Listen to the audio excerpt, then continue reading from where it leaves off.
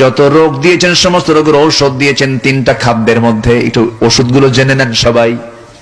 বলি যত রোগ আছে পৃথিবীতে, এইডস বলেন, বি ভাইরাস বলেন, ক্যান্সার বলেন, ডায়াবেটিস বলেন, হাই প্রেসার বলেন, লো প্রেসার বলেন, ডায়রিয়া বলেন, সিফিলিস বলেন, গনোরিয়া বলেন, যত রোগ পৃথিবীতে আছে, যত ভাইরাস আছে, যত কিছু আছে, সমস্ত রোগের জন্য আল্লাহ পাক ওষুধ রেখে দিয়েছেন। রোগ যে দিয়েছেন যিনি, ওষুধ দিয়েছেন তিনি। ওষুধ আছে, এর মধ্যে শ্রেষ্ঠ ওষুধ হলো তিনটা। একটা হলো চারটা, একটা হলো জমজম। একটা কি? জমজম। সেই পানিটা কোথায় পাওয়া যায়? কোন জায়গায়? সৌদি আরব তো অনেক বড়। বলেন কোথায়? কাবা শরীফের সামনে সেই কূপটা। কাবা শরীফের সামনে সেই কূপটা। এই কূপ হলো আশ্চর্য কূপ।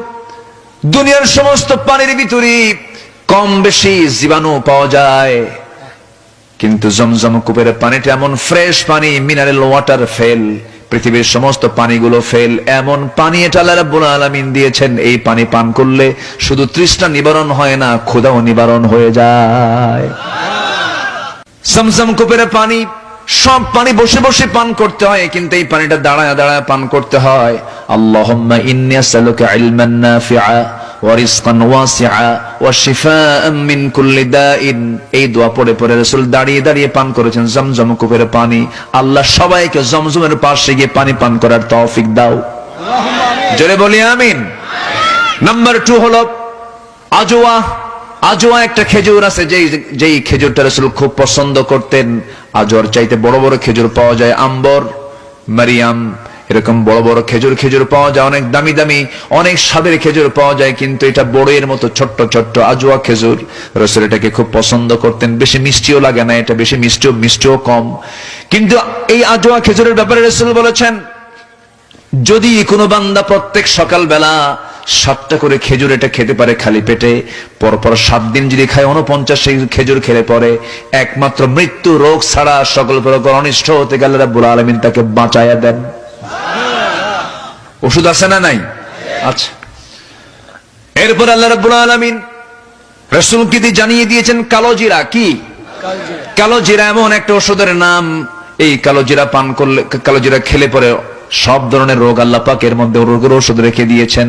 আর আরেকটা স্পেশাল একটা পানীয় দিয়েছেন, স্পেশাল একটা অফার দিয়েছেন, শরাব দিয়েছেন, সেটা হচ্ছে মধু।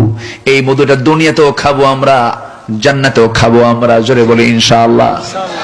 জান্নাতে মধু আছে না নাই? আছে না নাই? জান্নাতে 4টা নহর। কয়টা? জান্নাতে 4টা নহর। নাম্বার 1 হলো জান্নাতে থাকবে হলো পানির নহর। পানির চাইতে স্বাদের কিছু আছে নাকি বলেন? যত কিছুই খান, দিন শেষে একমাত্র শ্রেষ্ঠ স্বাদ কি বলেন? পানি। পানির অপর নাম জীবন। নাম্বার 2 হলো দুধের নহর থাকবে। দুনিয়াতে দুধ আছে না নাই বলেন? ছাগলের দুধ, দুম্বার দুধ, তারপরে গাভীর দুধ, মহিষের দুধ আছে না নাই? উটের দুধ আছে না নাই? উটের দুধটা রাসূল বেশি পছন্দ করতেন। উটের দুধটা খুব গরম, প্রচুর ঘন দুধ। এবং গাভীর দুধটা হলো মিষ্টি মিষ্টি। এরপরে দুম্বার দুধটা মিষ্টি মিষ্টি, ছাগির দুধটা মিষ্টি মিষ্টি। কিন্তু উটের যে দুধ, এই দুধটা লবণ লবণ। কারণ উটটা বসবাস করে কোথায়?